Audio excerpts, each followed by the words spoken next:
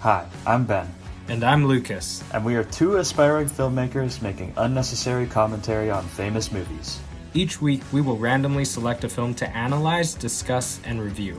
We will select the film at the end of each podcast, so you will have ample time to watch the movie before the next episode. We are Slightly Qualified Film Students. Hello, welcome back to Slightly Qualified Film Students. Hello, everybody.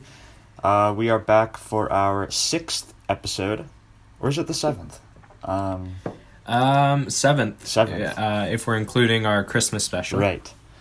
And this week's film is Children of Men, directed by Alfonso Cuarón. It was my first time watching this film, and I have to say I am really glad that the wheel landed on this, because I didn't know anything going in, and this has become one of my favorite films. Lucas mentioned last week it was his favorite, and I can see why. This thing is incredible. I would highly recommend right now, before we even start talking about it at all, that if you haven't seen it, you stop listening and go watch it yourself. It's on Netflix. I think it's on Prime Video too, so... Oh, it is on Netflix. Really no excuse. Yeah, so just go watch this film. And the thing I love about Children of Men is it's this really well-balanced film in every single category, and also the fact that you could be a film geek and love this film for all of the technical reasons, and then you could watch this film purely as a writer or a storyteller and love it for that reason, and then you could also just be someone who's just looking for a fun film to watch, and you will be genuinely entertained from this movie. So it's kind of that, it's just a film that's going to appeal to the vast majority of audiences, which is fantastic. Oh, yeah. You could totally watch this film just even from a sci-fi perspective or like a dystopian fan. This thing has such a interesting world, and the way it builds on that world is so unique to this film that really no matter who you are, you're gonna get something out of this film, and I think that really says a lot about it. Even though on paper, like when I read the description for this film, I was kind of like, oh, that's like a really weird premise, but in execution, it's really good. Yeah, I was just gonna say that this film's also really political. Yeah, so it is totally. You get especially now watching this film. I know it was made in 2006, but it's still very relevant. Maybe more so now. I would say definitely more so now. And definitely, even though it's supposed to be a futuristic film, it's a near future film, 2027. But it feels plausible, like not the infertility, but just how the world is working at the time with the government, with the refugee camps, with all of that. It just feels like something that is possible. Oh, yeah. And that, we have seen hints of this throughout the last few years. So it is a really interesting film to watch now. And I mean, even if you watched this film maybe when it was released or a long time ago, I would definitely suggest revisiting it. Yeah. Do you want to read the plot summary and then... Yeah, I'm going to pull up a quick plot summary. So this is from IMDb. In 2027, 18 years of human infertility have left society on the verge of extinction. When one woman miraculously gets pregnant, Theo, a bureaucrat, must transport her to safety. So that is a simple plot summary of the film. Yeah, and I think on the surface, yes, this film is just kind of about, this futuristic world, and they're trying to pretty much save the world, I guess, by delivering this baby to the human projects. But if you look deeper, this is really more of a social commentary, and also just about the nature of people, as are a lot of films. But it's a very thought-provoking film. Yeah. Which is incredible, because it is an action thriller. Yeah, it is. Totally. You don't find a lot of films that are so intense and fast-paced like this film to be this thought-provoking for the most part. So I agree. I mean, it's really great. Yeah, so you want to do standout scenes? Yeah, and I think it's really easy to say any of the long takes. I would say there's 3 what I would consider really long takes that probably took them a very long time to shoot. You got the opening of the film where he gets the coffee. Then you have the car where Julianne is killed, or Julian is killed. And then at the very end, the extremely long take where Theo is trying to basically rescue Key from Luke. Now, it'd be really easy for me to pick one of those because they are technically incredible. But for my... You also have the long take of when he steals the car. Yeah. At the camp when that's another really... Yeah, that too. Long shot. But instead of picking one of those, I think the striking scene for me, the one that hit me in the feels the most, was this shot where Theo is at Jasper's house, and Jasper is explaining to Key about Theo's kid that he had, while Theo is at the bar making himself a drink, and then he kind of leans out of view, and the entire time the focus is on Theo in this really dark blue light. Yes. And you have Jasper just out of focus in the background in really bright light. And even though he's out of focus, you're like, even though the dialogue is being spoken from Jasper, you're just looking at the face of Theo as it's almost the turning point for the character. When he starts to, feel emotion, because at the start of this film, he's really one-dimensional almost, and he just doesn't really care about the fate of humanity. He's kind of given up. But once he starts once he realizes that Key can have a child, and then he remembers about his own child, it's the kind of the turning point. And I just thought that scene was really, really well done, especially acting, cinematography, the lighting, the writing, just, man, the contrast between like how lighthearted Jasper is about it and just how sad Theo is. It's just a really striking scene for me. So I picked that one, even though technically speaking, I think the long takes are more impressive. But yeah, I agree. I wrote that scene down as well in kind of my list of scenes. So yeah, I agree. There are, all the long takes in this film are insanely impressive. I'm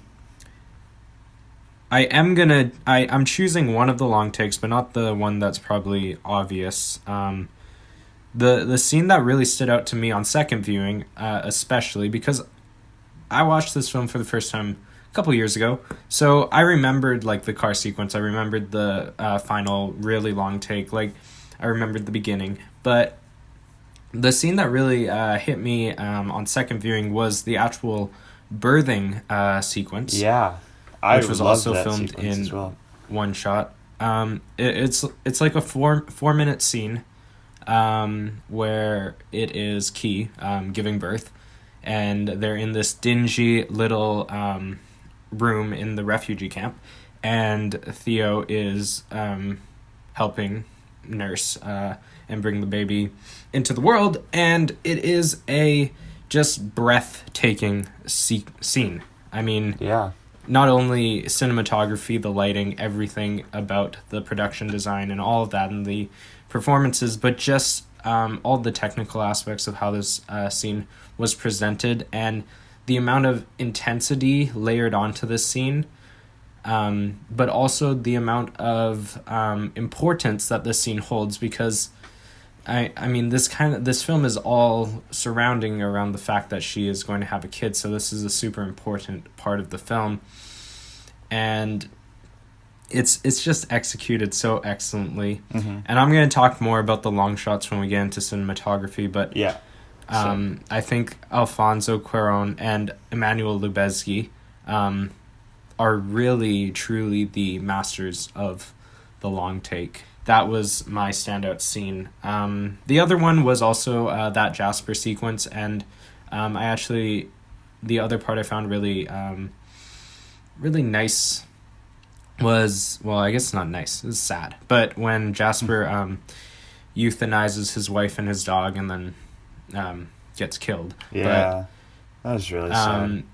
There was something so brilliant about how they filmed that, and Michael Caine's performance is amazing, fantastic in this film. Yeah. So yeah, those are my standout scenes. I think that we should take a quick break, and then we will hop into the review portion of this week's episode, reviewing Nice. Children of Men.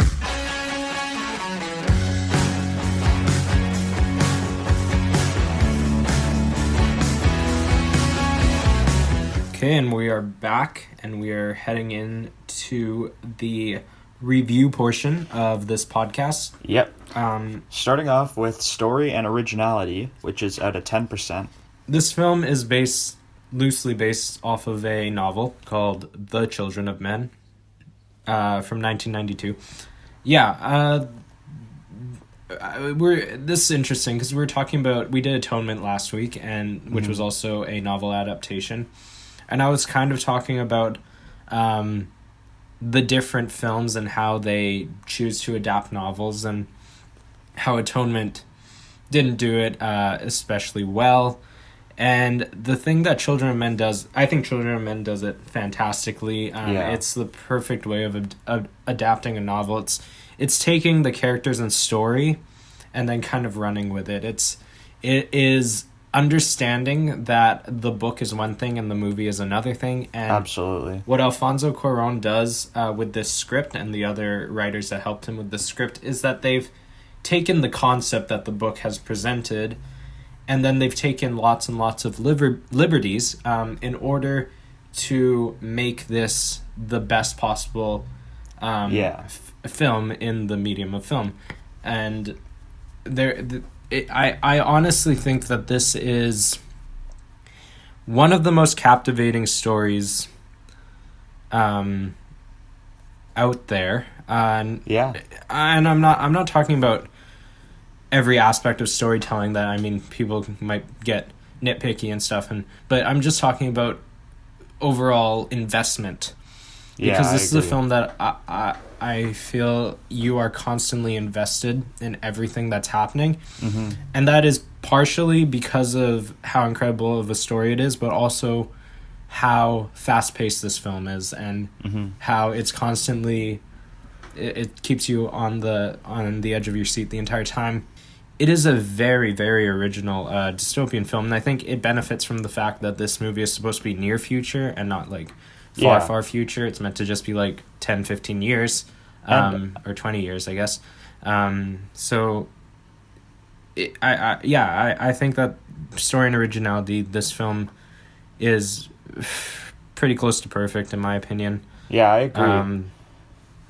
I mean, to me, I guess what's so impressive about it is that it takes this book, which has the same concept, that about infertility and the world. But the book, I did a little reading about the book. I haven't read the book. Is actually like it's a near future book, I guess. But they use the technology a lot more. It's a bit more of an extreme example that I don't think would have worked well with the film, because the film feels really gritty and real, and the book is just a bit more of a sci-fi kind of futuristic-y book. So I think that this is kind of the perfect adapted screenplay, where they take the source material, but then they make it totally their own thing. And stylistically, Cuarón cited A Clockwork Orange kinda for the locations he was going for. But at the end of the day, I mean, this film is nothing like anything I've ever seen. Yeah, and I mean, he's lucky to a certain extent, because a lot of the time when films do adapt novels, they have contracts and There is a lot of other overhanging issues that they're not able to take the liberties that they want to, because either the author is a producer, or they have rights, or there's a lot of other elements, or it's a huge story that there's lots of fans and they're trying to appeal to a mass audience. But Children of Men is lucky because they were able to take this film and basically just do whatever they wanted. And I mean, it's shocking to me how little this film is in the grand scheme of things, because popularity wise, because it's a fairly big budget movie. It's a Universal production. Yeah, it's a Universal production. Yeah. Alfonso Cuarón is the director. It has a star-studded cast, and yet it kind of got swept under the rug. I agree. Maybe because it's not too a lot real of people for know about it. Yeah, I don't know why. It's like people just kind of forgot about this movie, or they just never really watched it. I mean, reviewers and stuff, yes, it always makes like greatest films of the decade lists and stuff like that, but I feel like the general public, it's not a really well-known film, and that amazes me, because it's incredible. Once again, it feels like a film that appeals to most people, and it has pretty much everything going for it. So, you know, I mean, it did get nominated for a couple things. It got nominated for Best Editing and Best Cinematography, but overall, I feel like this film is definitely underappreciated for what a work of art it is. What are you giving it for story and originality? I gave it a 10 out of 10. I wanted to nitpick. I was trying to nitpick, but I don't know. Even when I was like picking out the story, I was like, it's not enough. It's not enough to bring it down a whole point. So yeah, it's a 10 out of 10 for me. I agree with you. Same thing. I was literally trying to find something to bring it away from the 10 out of 10, but yeah, I have to give it 10%. Super creative, super original. One of the best adapted screenplays of all time. Yeah. Yeah, let's move on to the beginning. Wow. Okay, I have a lot to say about the beginning, because I love the beginning. Me too. I love the beginning as well. I almost draw a lot of parallels between this and Brazil with the beginning. I'm not even. It might have even been one of the influences for this, but just the way that it's like a very long shot, and then the shock factor of a bomb. Introducing the title. Yeah, I think the main thing for me about this is, yes, I love the tracking shot, but the amount of world building and just character building they're able to do with literally no dialogue other than him ordering a coffee is just so amazing. You instantly know so much about this character. Like I was saying earlier, his nihilistic view on everything. Everybody else, this coffee shop is packed with people heartbroken by the news that the youngest person on Earth has died. And Theo just walks in, orders his coffee, and walks out. Like, that says so much about him in almost a comedic way. Same thing with the world building, too. This is a bit more creative than just straight up narrating narrating Earth's situation. This is kind of doing like a news broadcast in the same way Brazil kind of does it with their news broadcast. The thing about this beginning is, I'm talking about just the first 90 seconds of this film, okay? We have to think, the first minute and a half of this movie tells you so much, and there are no movies that do this anymore, and there aren't a lot of films that have done this before. They take momentum to build up everything. But within the first 90 seconds of this film, we're presented with all of this information. We know that we're in the near future. We know that all of humanity is in crisis mode. We know that no one has been born for 18 years. We know that everyone is terrified, and we also know that for some reason our main character is not. Okay? That's all the information we get in 90 seconds. But then 10 seconds later, we're hit with the explosion, which just nails in even more the amount of chaos this world is in. And then within that second, we realize that, okay, so we have this, 24 people who were crammed in the coffee shop, who are presumably all dead or extremely maimed now, and they're only the only reason they're in that state is because they cared.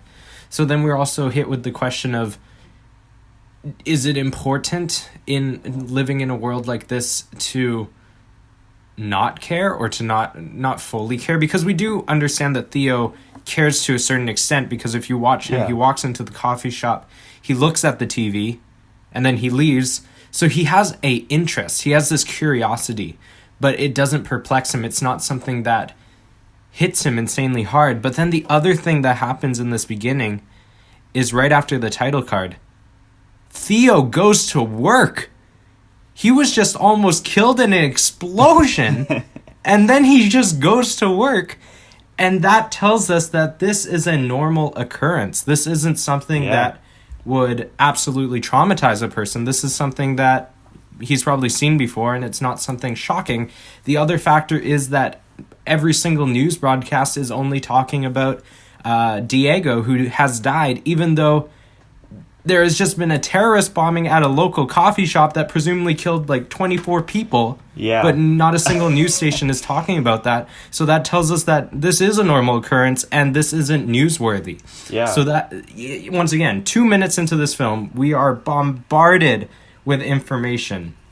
And it's so freaking impressive. Yeah, and I guess once again, draw the parallel with Brazil that, you know, the bombings are just a normal occurrence. But I don't know, there's something about this film that this is almost like if Brazil like went the dark route and just got gritty. Brazil's like a very lavish dystopian film, but this thing is just it's hard to watch at some points. And the beginning just kind of hits you like you are in the world right away, you know. You're basically hit in the face with a left hook, you know, that this is not going to be a family, like a fun for the family experience, you know. This is going to be an intense film. And the second that woman walks out holding her arm, her severed arm, you were like, okay, that's how this is going to go. And we cut to the title card with people screaming in the background. It's I'm giving the beginning a 5% out of 5. Yeah, me too. It's 5 out of 5. I mean, and then there's that added benefit that this entire beginning is basically one shot. Yeah, exactly. Which is gets crazy. you used to the cinematography style as well. Yeah. Yeah, it's a 5 out of 5. I gave Inglourious Bastards a 6 out of 5. I don't feel like this beginning is that good that I'm going to give it an extra point. Inglourious Bastards is just on another plane of existence. I don't even know how anything... But I do think that this is a high 5 out of 5 for me. It's really, really well done. Yeah, let's move on to the ending. I really, really like the ending of this film as well. Me too. You know, I think that just the way that this film presents itself is Theo is not necessarily a very likable protagonist. So when Theo dies at the end, you're sad that the protagonist has died, but in a way you're almost more happy that the goal has been completed and you see the ship. So, you know, I like the contrasting emotions that you feel when you see this ending. Because, the main character just died. But at the same time, he succeeded. And, you know, just the line of naming the kid Dylan after his kid is a really sweet sentiment. Yeah. I like it.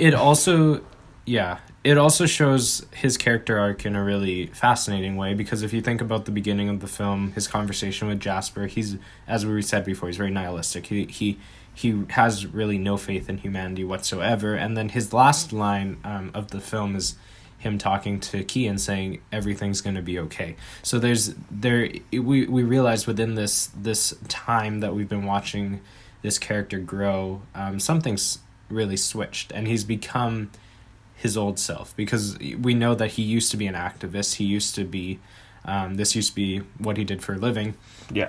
And then he somewhere along the line became this government bureaucrat, but due to the chance of there being hope for humanity, he he has gone back to his old self, and there's something really beautiful about that character arc, and Clive Owen also plays the character really, really well. But honestly, this ending it's a great, I mean, people know I love kind of ambiguous endings.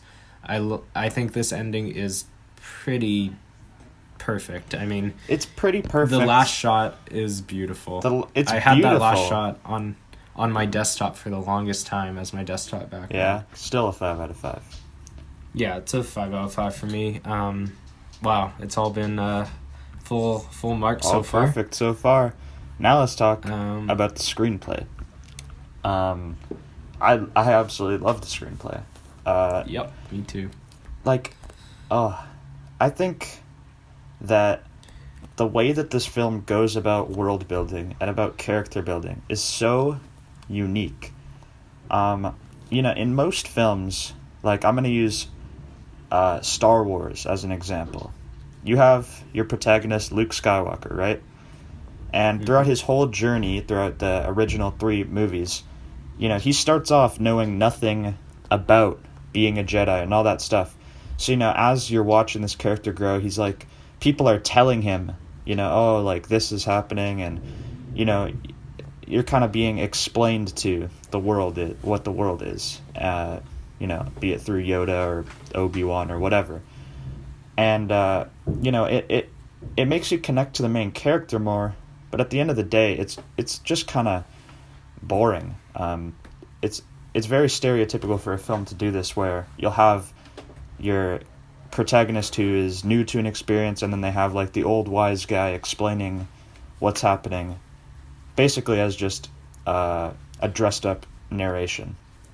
But this film, right, the characters already know what's going on in the world.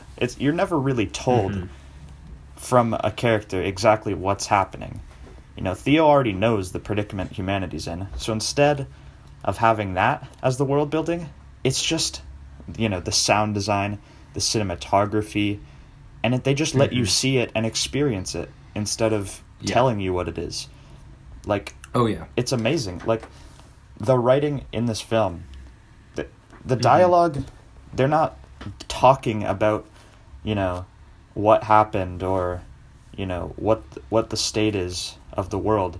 No. The camera will just pan and show you, and you get to hear dialogue from extras, just on the side of the street. Yeah. And this paired with the documentary style cinematography makes for one of the most unique viewing experience I think I've ever had. It literally makes you feel like you're just walking around in the world with Theo. It's amazing. This film is visual storytelling at its finest, in my opinion. As you were saying before, the camera is telling the story, and the dialogue is more there just to bring us deeper into the world. Every single time that even they discuss the state of humanity, it's in a very relaxed and just it's just a conversation point. It's not there for us to know. It's more just a conversation people would have. It's now, if we were ever to talk about politics or anything, it's more just this general conversation we have with each other. It's not dramatic. It's not crazy. It's just a conversation. It does this really well, especially near the beginning of the film when Jasper and Theo are in the car and they're just talking about the bombing that has just occurred that Theo almost died in, and they're just talking about it like it's just oh yeah, this happened, and it's really realistic in that sense, because if you live in a world like this, that to you isn't going to be shocking. It's not going to be this grand revelation. It's just going to be this little thing that you talk about and then you forget about. Yeah. And this film does that throughout, and even though they're in a high intensity situation, it's the whole story and all the dialogue around it is not really about what is happening to the characters. It's more of them talking to distract themselves from what is happening. Yeah. And I honestly think that this film is written perfectly for what it needs to be. Yeah. And at the end of the day, this film is super dark, but it's also very funny at some points. Theo is a very funny character, not just with Jasper, but just that British cheek that is present in, all the British films we've done so far is present here too.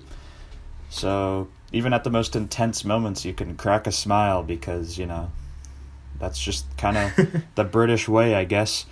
But yeah, I mean, to me, this is one of the best screenplays we've looked at so far.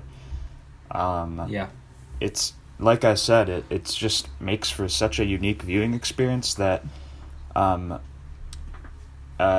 also, like I was about to say, that because it's so unique, maybe you can ignore pacing issues, but there are no pacing issues. I mean, this film is the shortest film we've reviewed so far, and yet it tells the most vivid story. Exactly. And gets the most information in, which is just amazing. Like, the screenplay is so well-rounded in both just, the aspects that need to be present to make an entertaining film, but also, its own unique way of telling the story. So I think it deserves 8 out of 8%. Sure. Oh, yeah. I was watching this interview with Alfonso Cuarón. He said this. I'm going to read a quote he said about visual storytelling. He said, "There's a kind of cinema I detest, which is a cinema that is about exposition and explanations. Cinema has become now what I call a medium for lazy readers. It's illustrated stories. You can close your eyes and you can follow the movie. What is the point of seeing that movie? Cinema is a hostage of narrative, and I'm very good at narrative as a hostage of cinema." Damn. I think that's fascinating. It's very true. I mean, there are a lot of movies today where it is it's not about the visuals, it's about just filming what needs to be filmed in order to tell this story. And what Alfonso Cuarón does with this film, what he's done with a lot of his other films, is he uses the camera to tell the story and not the dialogue to give us exposition. And it is fascinating. So yeah, I agree with you. I give it an 8 out of 8. Perfect. So far, shaping up amazingly. Let's hop in to our next category, which is soundtrack / score. I really like the soundtrack. One thing that's funny to me is that they have to use the same section of Ruby Tuesday like twice because I guess it's pretty obvious it's going to be pretty hard to get the rights to that song. I do love the song though, I really love the way that they use the score in this film. One example would be the car tracking shot, which starts off with this radio host talking about playing a classic from 2003, and I don't know exactly what song it is, but it's playing like this upbeat nice little like pop rock song. And as the scene starts, it's this very lighthearted scene with the whole ping pong gag. And then, obviously, there's the very large tone shift with the flaming car coming barreling at them, and then Julian gets shot and killed. But throughout the whole time, they just got this, like, really mellow rock song playing in the background on the radio. And it's stuff like this that's just so subtle, but it's almost funny in a way, and that I love that kind of very dark, but at the same time, like a little joke way he used the soundtrack there. Well, it's also realistic because this film is rooted in realism, and in real life, if you're sitting in a car, even if something crazy is happening, you're still going to hear the radio unless you turn it off. You're not going to... And yes, most filmmakers would probably all of a sudden put in a very intense, epic musical soundtrack to amplify that scene, but that scene speaks for itself. You don't need that. Exactly. it's about having the audience rooted there, because they're already doing that in the cinematography of having the camera inside the car the entire time, so it feels like you're inside the car with them. So why would you take us out of that experience by putting in a score? Just use the music that's already there. And that's why that scene is so intense and feels so real. That is just one of the reasons. But yeah, I agree with you. I think the soundtrack is good. I think the music choices is stronger. I don't think the score is like fantastic by any means. I think they're impactful. They're emotional. I think that the song they use at the very beginning of the film and at the end of the film is nice. It has this sweet, bittersweet kind of vibe to it. Yeah.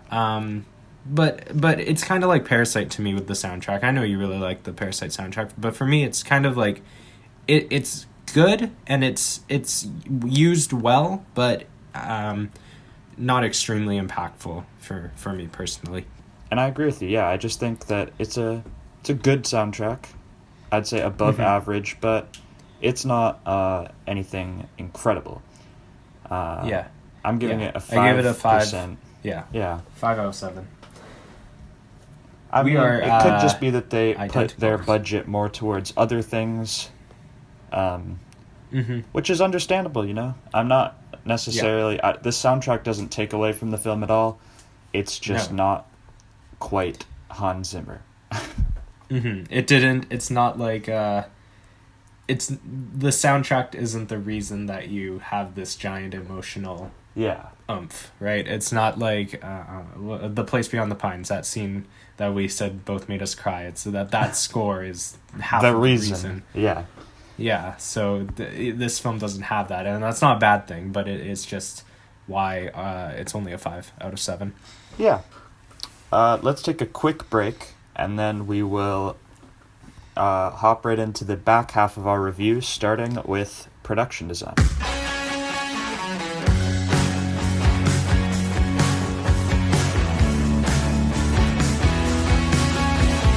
Okay, and we're back. Coming back with production design, costumes and set design, which is out of 6%. I think that the production / set design is really strong in this film. I think it's exceptional. I mean, just the refugee camp, if you look at that. And, you know, they had to build that for that one take, because you travel a lot of distance with Theo during that long take. Yeah. And that entire set is ridiculous. And how they had to maneuver it, because there's constantly bombs going off and explosions and things are getting gunshots. Blown. Yeah, and they had to rig up this set in order to do it multiple times, because it has to be ready to go and you have to be able to blow things up constantly and on time, and there's just so much precision that had to go into making this set. Yeah, I agree with you, and the set design is just, it's so immersive. You know, this isn't a very futuristic world at the end of the day, but it's just such a dark, gray, and dismal world. Yeah. And just the way everything looks, the color palette kind of the set design is just incredible. And yeah, it's super immersive. I guess the only kind of weak portion of the production design for me is the costumes, and they're not necessarily bad by any right. I just think they're pretty basic. You know, Theo's just kind of in a suit or a button shirt the whole time, and you know, everyone's just kind of wearing kind of just regular clothes. Even Luke's band, the Fish, of I guess not terrorists, but uprisers. You know, that their outfits aren't anything spectacular. But at the same time, the set design is just so impressive that I can't really nitpick the costumes at all because No, and the costumes, yeah, they're not crazy, but they're also, they don't need to be, you know. They don't need This film to be. doesn't need anything like that. I thought Jasper's costume was strong, and I think I agree. Yeah, looking at this film, a lot of it is production design. It's not filmed, like, for the most part, this film is shot outside because Emmanuel Lubezki, as a cinematographer, he uses natural light basically for all of his films. So he prefers to shoot outside of studios. So they had to build these sets outside on location. And, you know, it's very impressive. Yes, it's a huge budget of a film, $76 million. But it's still very... that doesn't mean it's not good. It's brilliant. Exactly. I think that also set decoration is really strong. I like how this film... I've really been contrasting this movie to Atonement. I don't know why. It's probably because they came out basically around the same time. But if you're looking at the difference in how everything looks within each, like, how they've decorated each set, Atonement, it feels very... it feels very designed. It feels orchestrated. It feels like everything is placed in a certain spot for a reason for this film. Where Children of Men, it feels like chaos. It feels like everything is just everywhere and everything is just dispersed, and it adds to the realism that this film is, and that's important for this movie. Either one of those options when doing set design is very cool in their own way. But the reason why Children of Men does it so well is because this entire film, once again, is rooted in reality, how it's filmed, how everything happens in this film. It's very much on realism, and that's why the set design, production design, and all of this complete and utter chaos that is happening around in the background throughout this entire film works. It just works. Yeah. I gave it a 6% out of 6, which... Yeah. I think I've pretty much given most films 6%, except The Place Beyond the Pines. Mm-hmm. And to be honest, looking at them all, I honestly think pretty much all of them kind of deserve it in their own right. They've all been so different. With how they do it as well. Yeah. So I also gave it a 6 out of 6. Beautiful. So far, only 2 points off of perfection for Children of Men. Now, let's get into location selection, which is also out of 6%. I think the location selection is very strong in this film. They they shot this in England for the most part. In East London is where a lot of the city stuff is. Yeah. And I think they were able to find some really cool locations, like where Julian and Theo first meet, that kind of like upside down hull that's thing. Cool. Mm-hmm. It is really cool. I mean, I think that the location selection is really strong, but, you know, sometimes I just feel like, it's just kind of like a road and the farm, which are great locations, but they're just kind of, you know, places. It's not really amazing. It's just very realistic, which fits the tone. But I just don't necessarily know if it's worthy of full marks in terms of location selection. I think that the location works for this film. Like, I really like also...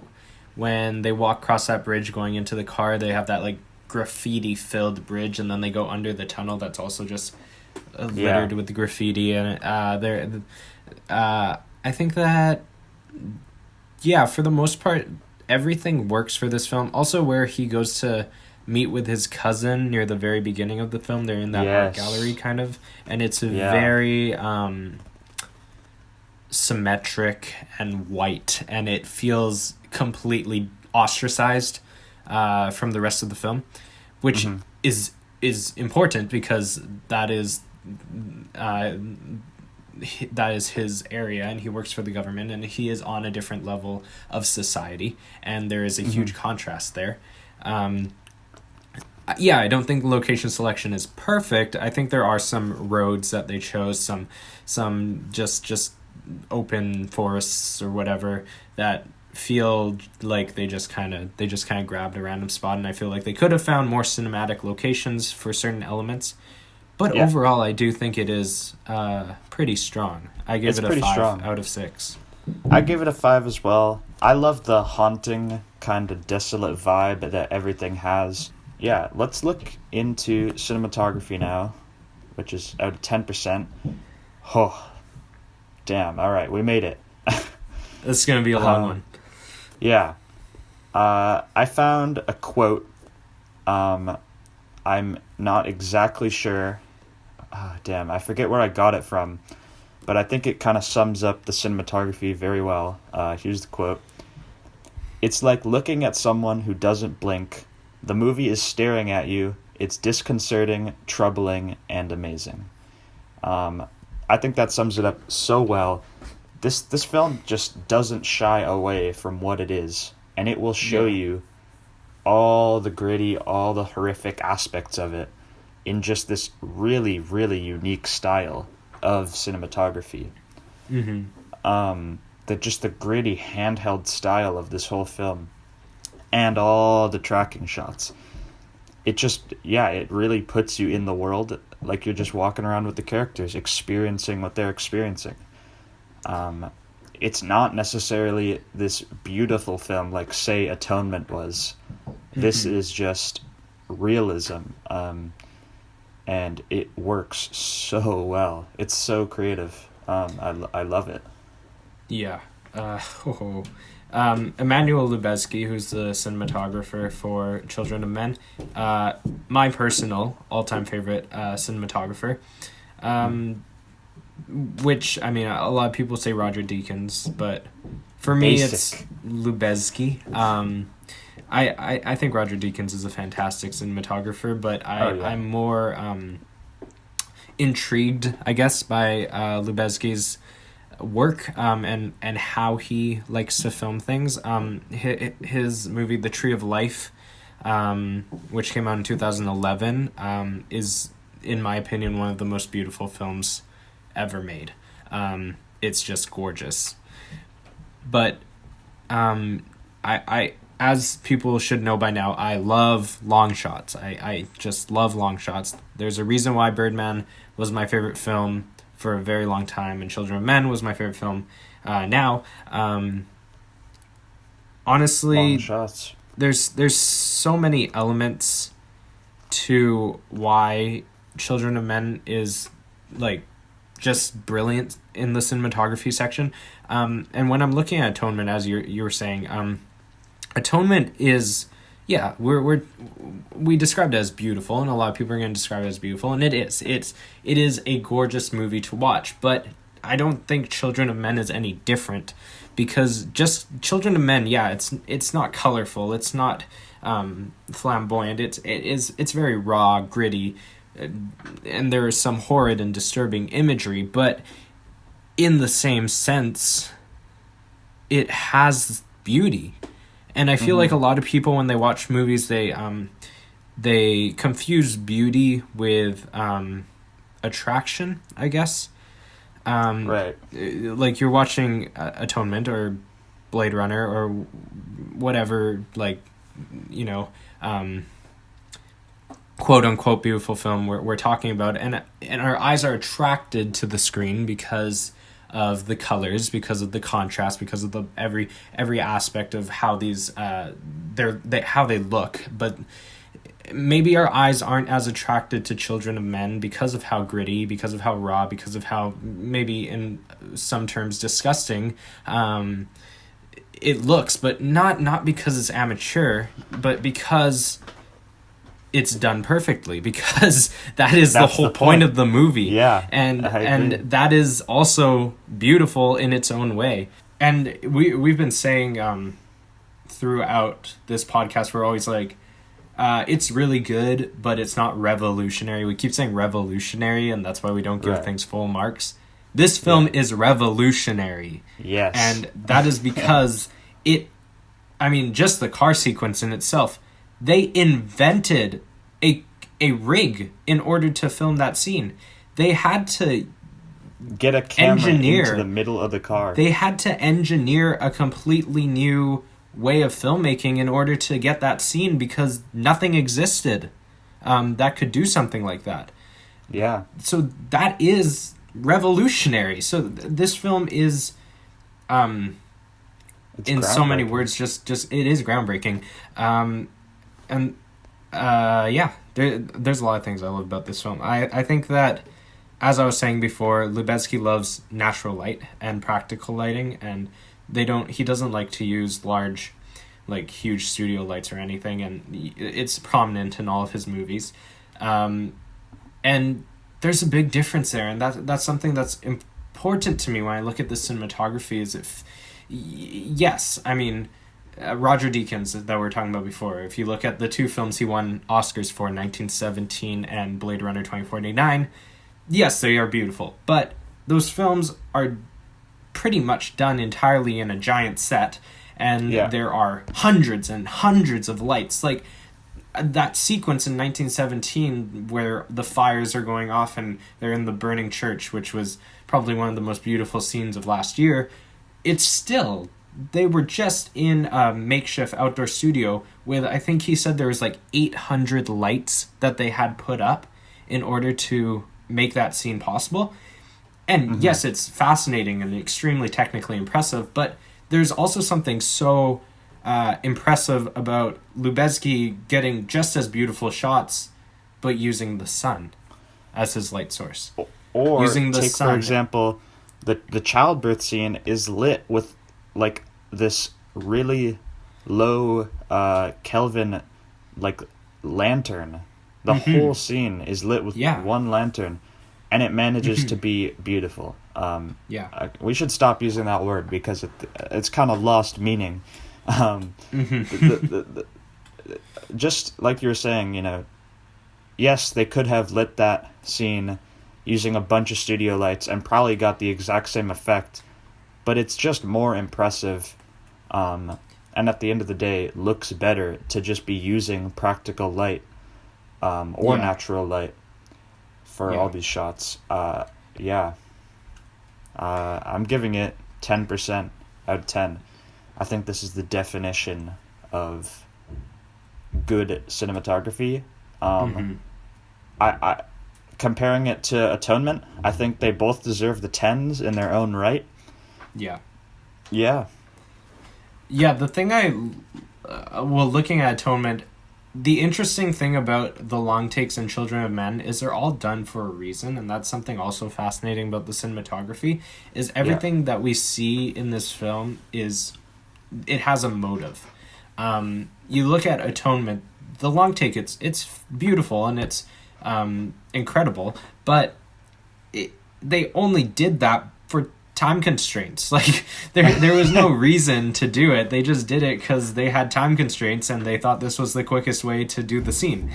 So yes, it's impressive, but it also there isn't really any weight to it.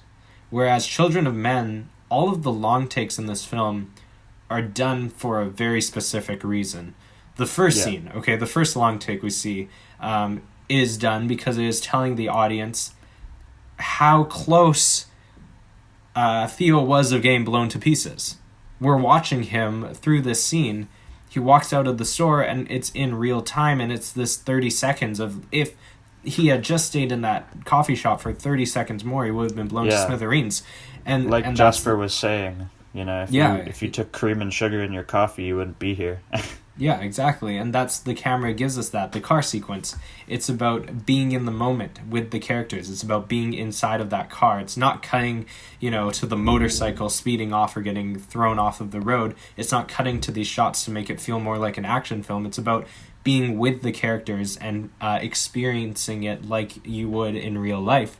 When he steals the car, it's about seeing this in real time, about how close he is to being caught. And then of course the final escape sequence, it's about real time. It's about all of the efforts he's going through to get them to safety, and shooting it in the one shot amplifies the intensity so much. So those are just examples of the motives behind the long takes, but this is done throughout the film, not just with long takes, but just all of the choices. Every single Depth shot. of field. They use focus so much in this film for a reason. You know, I love a shallow depth of field, but for the most part, films just use it because it is aesthetically pleasing. This film uses a shallow depth of field for a reason. It's because the whole point of this film is you're kind of following Theo, and it's his perspective. So everything else is kind of out of focus, as we were talking about the Jasper scene, where he's in focus the entire time, while Jasper is giving a monologue in the background and completely out of focus. They use background and focus for a reason in this film. The other thing I was going to talk about is background usage. You have to pay attention to the background that is in this film, because there is always so much happening throughout the entire film, and the camera kind of pans and turns and tells you this through visual storytelling. But there's so much happening while these characters are just going from point A to point B. And it's so impressive. I mean, just like him on the train and all these hundreds of extras throwing stuff at the train.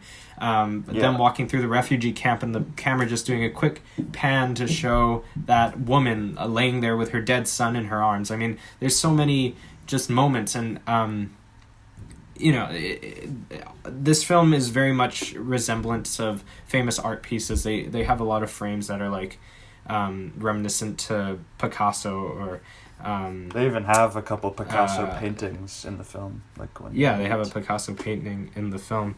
And then the other thing that this is just kind of funny, but I like how it took simple shots. Like, it would take these simple shots of just framing up two people talking, and then it would add stuff in the background just to give it that extra... just make the shot more interesting, right? So there's the shot where he's talking to his cousin at a window, and it could have just been a simple shot of two people talking, but then they add this like floating pig in the background, which is also a direct reference to Pink Floyd's album Animal, which is a direct reference to George Orwell's novel Animal Farm. So there's a lot of references within that, but it is looking at a shot like that and how you make it more interesting just with a little thing in the background or in the foreground. And that's something that this film does really well. And yeah, I also give it a 10 out of 10. I think that this is fantastic cinematography. Yeah. Let's jump into editing. Oh man, the editing. Oh yes, the sound design alone for this film is so goddamn impressive. Yeah. I think a great example of this is in that long take at the end, the 6-minute one, where Theo is running into the building. The audio once he reaches the building starts to, you get that ear-ringing motif that has been present throughout the intense moments in this film. And everything starts to fade into this background hum, and all we hear is just the crying of the baby. Right. It's choices like this that are almost surreal, and just add so much to the viewing experience. And just with the action that's happening, the explosions, the gunshots, it just creates this soundscape that's so chaotic, like the film is, and it's just so immersive and pleasing to the ears. There's shots like where characters will just be walking down the street, but you'll be able to hear the conversations of extras on the street just for world building. Not even anything driving the story. It's just, if you manage to catch it, then you get like a new little piece of information. Just these little things that are done so well. I guess the only thing for me with the editing is the cuts are just kind of there, They're not necessarily being very creative with the cuts between scenes. And I think that the editing is very strong. I love the color grade as well. But to me, the most impressive part of the editing is the sound design. and the cuts between scenes are just kind of standard, in my opinion. Yeah, I agree. I think the soundscape is fantastic in this movie. I think, I also love the color grade, this bluish, greenish, gray. Yeah. Metallic. It's gross. It's a gross color, and it works so well. It's almost the exact same as like watching Suicide Squad. Poor Suicide Squad. But this time it works, and it's good. Yeah, exactly. I do agree. Cuts are fairly simplistic, but I do like editing choices of like staying on reaction shots. That sequence where they're in the farm and all that. Luke's group is kind of discussing what they're going to do with the baby, and instead of cutting to them talking, they just stay on Theo's face the entire time while he's interpreting all of this information. So it's just little cuts like that I think are make this film stronger, and there's a reason why it was nominated for Best Editing. It's yes, the cuts are simplistic, but the cuts are also they get the job done. They get the job done, and then they're done for also a reason. They have a good reason behind why things are cut in a certain way, which is important for any editor. If you cut something, you have to know why you're doing that. And this film does know what it's doing. I don't think the editing is revolutionary by any standpoint, but it's very solid. I gave it a 7 out of 8. Yeah, I gave it a 7 out of 8 as well. Great. Let's move on to the acting. Oh, I think the acting is really, really strong in this film from all the actors. Mm-hmm. I didn't think there were any notable weak performances throughout the whole thing. Yeah. Obviously, you have the leads, but I think I focused more on the performances of, say, Chiwetel Ejiofor, who plays Luke. He's an incredible actor. 12 Years a Slave is amazing. Yeah, 12 Years a Slave. Even like Doctor Strange. He's literally. He brings so much to his characters. I love his facial expressions. Like, in the car sequence, he looks so like scared and just it's so intense. I also just love the choices of what language characters are speaking. Like, not everyone's speaking English, and you still get the intensity from everyone. All these characters, you get so attached to them, and that's partially from, a lot of it's from the screenplay, but a lot of it's the acting too. Like, Jasper is just a lovable character, and you care a lot about him, which, yes, it's the screenplay, but it's the acting too. I think that he's portrayed really well, and also the actress who played Key is a great actress. She's literally never been in any other notable film, but she did a great job. Yeah. And same with Julianne Moore. I liked her performance a lot as well. And I was saying, Michael Caine gave a great performance. Yeah, for me personally, I think Michael Caine is my favorite performance from this entire film. And I think that his monologues and his speeches and also just his comedic timing is very strong in this film, and I think he gives this overall strongest performance. I think Clive Owen is a close second. Yeah, Clive Owen's a close second. Clive Owen really is pulling the weight of basically the entire story of this film. It's all on his shoulders. Julianne Moore isn't in a lot, but she is a fantastic actress in whatever she does. I love Julianne Moore. She's great. Yeah. As you were saying before, Luke, all the other minor characters are pretty strong. I even thought Marichka, was that her name? The lady who's guiding them at the end of the film. She's like, her name. It's like, it's a good performance, it is a great performance. It worked. Here are my things about the acting. Claire Hope Ashity, who plays Key, I did think she was good to a certain extent, but there were also elements to her performance that I felt showed her greenness. It kind of showed that she She didn't have a lot of experience. The biggest thing for me, this is something that is noticeable mainly in child performances, but also people who are new to acting. When they swear in a film or curse, they punctuate each curse word, or they enunciate it.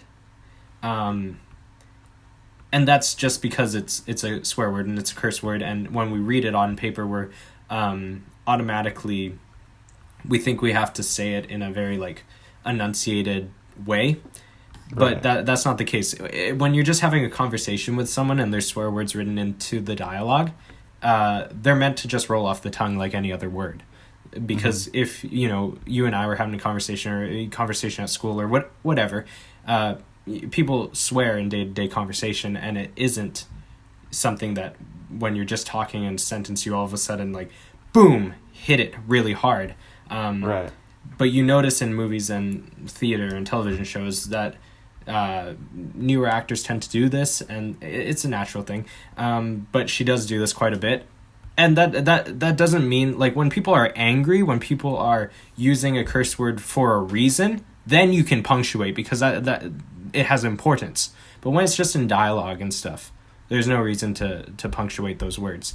That's something that was the only really thing that I was noticing throughout the film that she was doing. The other thing I had about performances was the guy who plays Sid, I think his name's Peter Mulan. I didn't think he was that great. I thought he was kind of over the top. And his character was pretty crazy, I felt like. Yeah. And I mean, obviously he's a corrupt cop, so it makes sense. But it felt it didn't feel like it was fine, but it didn't fit the mood of everyone else's performance, is what I was finding.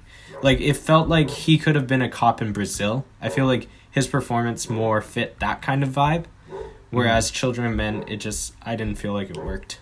I gave it a 9%. I thought overall the performances were really great. Just because also this is such an intense film. I felt like they handled it quite well. And, there's a lot of choreography and stuff that the actors had to deal with too. But yeah, I gave it an 8 out of 10. Pretty close. Yeah. Okay, let's get into the entertainment value. Okay.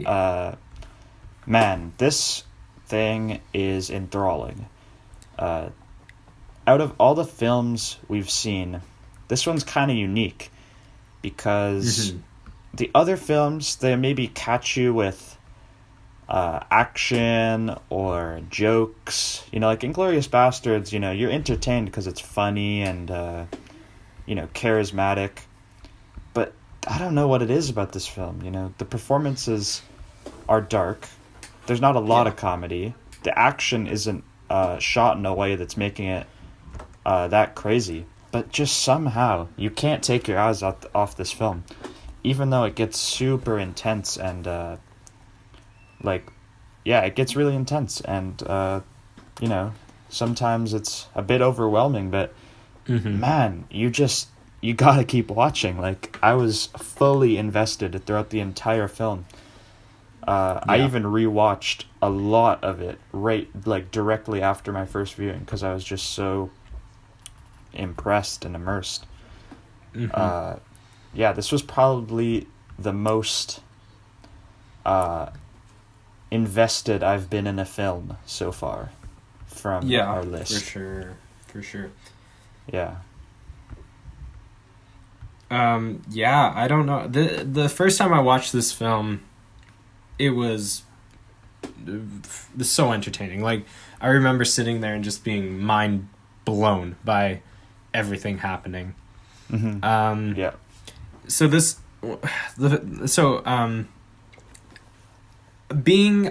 a kid who always liked film, people always ask you, what is your favorite movie? It's a question you get constantly. And I always found it to be a very difficult question to answer because I watch a lot of movies and I've seen a lot of films. I love a lot of movies, and I always had a very difficult time answering what my favorite movie was, because I could never think of one. And then I went to Birdman for a while. Birdman was like my go-to film to say, this is my favorite movie ever.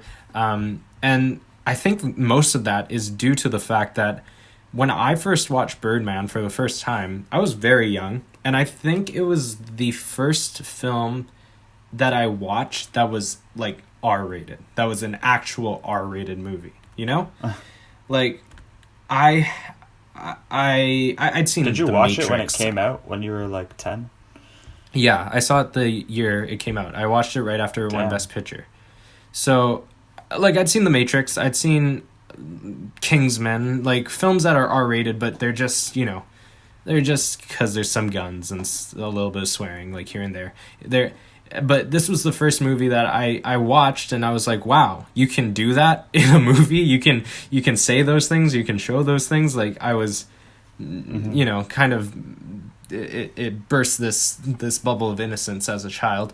And then there was the added fact that this film looks like it shot in one take, which, being 11-year-old me or whatever, was like, oh my god. And I think this film is definitely one of the main reasons why what caused me to find this passion in films and filmmaking.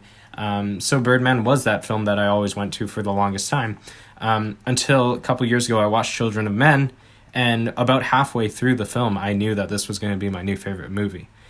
I don't know why, but it connects with me, and there's just something about being a film that you're just so invested in that you can't keep your eyes off of. It's not an often occurrence, you know? Yeah, I agree. Where there isn't a single moment where you feel like going on your phone, or you feel like just kind of your mind goes astray for a bit. It's not often that this happens, and how was it on second film, viewing? Yeah, so it was still very entertaining. I hadn't seen it in a while, so I think that's added. It wasn't as entertaining as the first time I watched it, mostly because I already knew about the long takes, the technical aspects, so it wasn't like... It was a bit more kind of... I don't know, just not as entertaining. But it's still a very entertaining movie. I don't think it is insane by any means, but I think that when you're looking at a film that is not only very artistic, but also just a technical and storytelling masterpiece, when you're able to take a film like that and still make it super intense and entertaining, it's really incredible. You know, it's not a superhero film, which is entertaining and fun in its own way, but it also has the added benefit of being insanely artistic and motivating and inspiring. Yeah. So I gave entertainment value a 9 out of 10.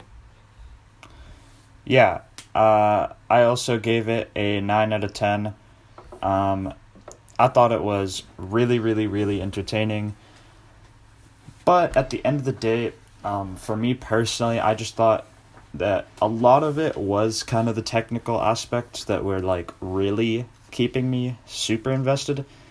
So I guess I was more thinking like, yeah, if I watched this again, I probably would be like a fair bit less entertained, because I already knew what was going to happen. Like I already knew about the long takes and stuff. So I feel like the screenplay is super, super gripping, but just not quite the most.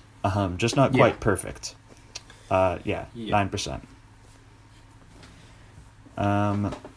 Let's move on to our final category, which is overall technical achievement. I mean, if you look at the scores we have given, I think it's safe to say that technically this movie is incredibly strong. It's really, really, really well done. And there's a fair bit of innovation too. Yeah. With the new rigs and I guess just the scale and amount of tracking shots in this film. Yeah. Was pretty groundbreaking at the time. So for technical achievement, I feel like there's not many places where it loses points for me. Mm-mm. Yeah. Like we were saying, the car sequence, I'll go in a bit more detail of how they filmed that, because it's really interesting. If you watch, there's like a mini documentary on YouTube of how they filmed that scene. Basically, they wanted to shoot the scene in the way that they shot it because of, realism and being more invested in the film and whatnot that I've already talked about. But they just didn't know how, because you can't fit a camera inside of a car with 5 people crammed in a car and have the ability to swing around and get everyone's reactions and all of that. It's just not possible, because the camera would hit someone's head, it would go off balance, it would be way too heavy, you wouldn't be able to get the same aesthetic or even the same quality of footage. So they had to build a box, basically, and then inside of this box they've built an interior of a car, so it looks like you're inside a car. And then the roof is a rig. So they built this roof to be a 2-way rig that a ball sits on that spins 360 degrees. And then a small camera sits on that ball. So the camera is able to move along the rig smoothly and also spin 360 degrees. Right. And that is being controlled by someone outside of the car with like a remote control. And then we have the 5 actors in the car, who are all in separate seats that all have a button. And what that button does is when they press that button, the seat goes back in a lying down position. So, for example, when the camera... So Clive Owen is sitting right behind Julianne Moore in the car. So if the camera has to go around and get Clive Owen's medium close-up, it can't do that with Julianne Moore sitting straight up, because it would hit her in the face. So she has to press the button when the camera is swinging around to get that moment. She has to lay down so then the camera can get there. But then when the camera's coming back to turn around, she has to press the button again, go back up, and then it gets her reaction. So throughout this entire scene is playing out, these actors have to know exactly where the camera's going to go at all times, so they know when they have to duck down and when they have to pop back up to be in frame. And the amount of technical work just to do that scene is more than most films we've done did throughout the entire movie. It's crazy. Yeah. And then the long take at the end, that insane escape long sequence, they actually had to blow things up in order to get that look. So what they would do is it was a 5-hour setup. Every time they filmed the scene, it took them 5 hours to reset it.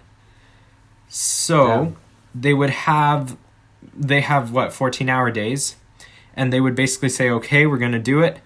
They would have 5 hours of setup. They would film it. They would screw up. They would have another 5 hours setup, and they would have a chance to do it one more time. And if they screw up, that's it. You have 2 chances in a day. And for those of you who don't know, in filming terms, to spend an entire day filming something and not get anything usable is unheard of. It's the amount of money. The amount of money that goes into one day of filming is crazy. You have to pay for script supervisors, all of the extras. You have to pay for the grips, for the booms, for the camera operators, for craft services, everything that goes into making a movie. You have to pay for all. Yeah, it's crazy. And to pay that much money into a 14-day of work, and then the producers call Alfonso Cuarón and they're like, okay, what'd you get? And he's like, nothing. It's ridiculous. And I think they spent like 5 days trying to get this scene. And to be that fair, is unheard of. It is 6.5 minutes.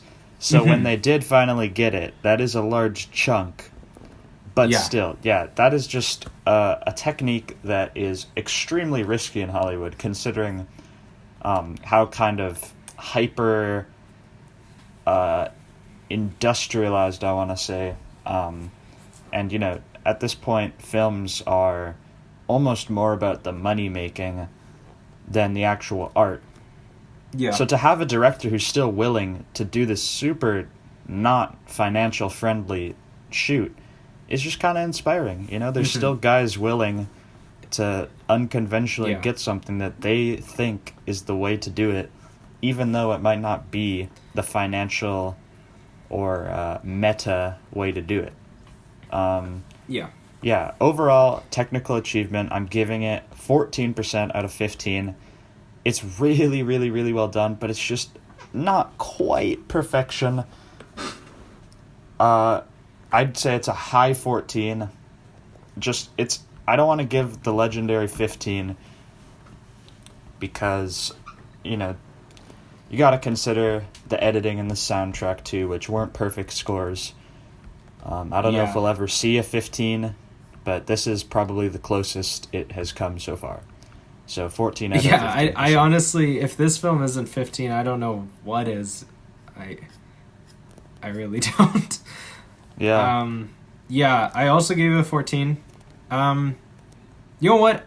I'm going to give it a 14.5. I know we've never done 0.5s, but I feel like I'm just going to do it. A 14.5%. Yeah. Because I feel like it's not a 14 because we've given other films overall technical achievements of 14 and it's on a higher level. And the only reason it's not getting full marks is because editing is 1% low and soundtrack, I don't know, is soundtrack technical? I guess sort of. Soundtrack kind of counts. I guess, you know, production design kind of counts as well. Like, it's a lot of things that go into the overall technical achievement. So, yeah. 14.5 out of 15. That is my overall technical achievement grade. Yeah. So, do you want to take a quick break before we give our final percentages and get ready for next week's episode? Yeah, sounds good.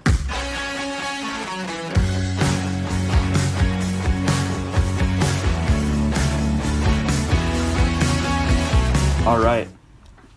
Welcome back, everybody. We are now going to give our total percentages for Children of Men.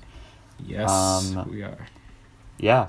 My total percentage, when you look at all the aspects, is a 93%. Whoa. Wow. One more than Brazil, for me. Wow. Yeah. What about for you, Lucas? Very close. A 92.5%. The only thing we disagreed on was the acting. By just that 1 point. 1 point. Yeah, I mean, I hit the 90s. You did it. I haven't done that yet. It was Children of Men. That's crazy. It was not 1 point higher than Brazil. It was a bit more than that. Just a bit. Yeah, so this is our highest ranking film by far, with an average percentage of 92.75%. 0.75. Yep. In second place is Inglourious Bastards, which is at 87.5. So that's a fair bit higher. Yeah. To average in the 90s, that means we both had to think it was very good. And that is the truth. I think it deserves it. It's incredible. I loved it. Yeah.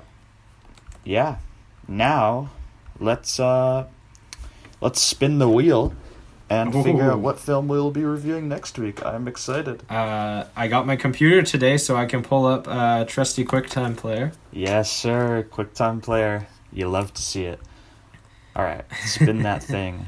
And we are spinning in 3, 2, 1.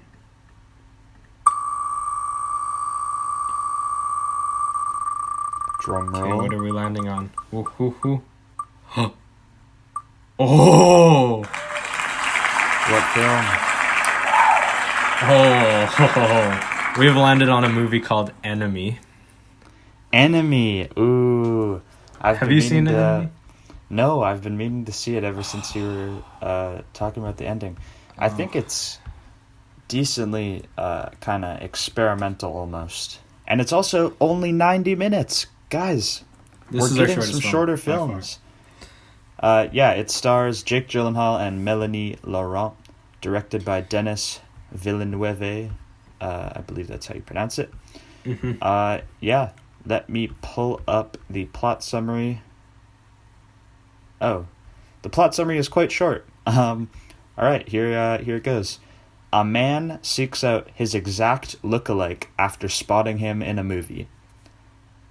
That is the plot description. Very vague. Very vague, which I feel like is kind of what this film has going for it. Yeah, I'm pretty excited to watch this thing. All right, well, that was Children of Men. Overall, 92.75 is the average percent, our highest one yet. Really incredible film, and I'm really looking forward to reviewing Enemy next week. Yeah, and everyone listening, make sure to email us, DM us, do whatever. If you have questions, comments that you want us to discuss on a podcast, or if you just have movie recommendations that you want put on the wheel. We had one movie recommendation last week, which is on the wait list now. That's Seven by David Fincher, which I was surprised wasn't on the wheel before. Yeah, and this week we will be adding Interstellar onto the wheel, which was fan requested. Great film. Mm-hmm. I love Interstellar. Yeah, that will be added on. And yeah, thanks so much for listening. Follow us at S_Q_F_S, Slightly Qualified Film Students. And we'll catch you next week. See you all next time. Thanks for listening. Thank you for listening to Slightly Qualified Film Students. Make sure to tune in next week for a new film discussion and review. Our theme song is Slightly Sexy by Thompson Springs. Make sure to subscribe and leave us a like. Send us feedback and comments as well as your thoughts on the film. Follow us on Instagram and Twitter at S_Q_F_S. If you would like to send us a question or a comment for next week's episode, you can email us at sqfilmstudents@gmail.com. Thanks for listening, and we'll see you all next week. Bye.